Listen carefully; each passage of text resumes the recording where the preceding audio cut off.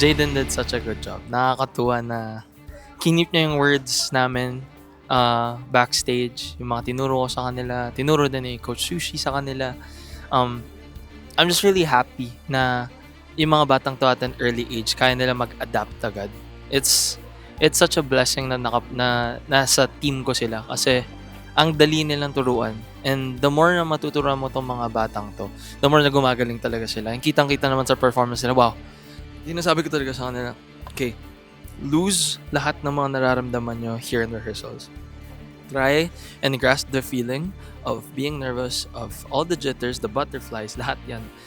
I-feel nyo na yan sa rehearsals. Magkamali na kayo, it's okay. But once you step on stage, I want lahat ng yun, wala na. You just enjoy the performance. You know what to do. You have a lot of rest. That's the most important thing kasi.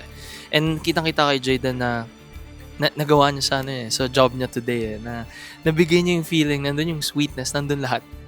And I'm just super happy ako for them.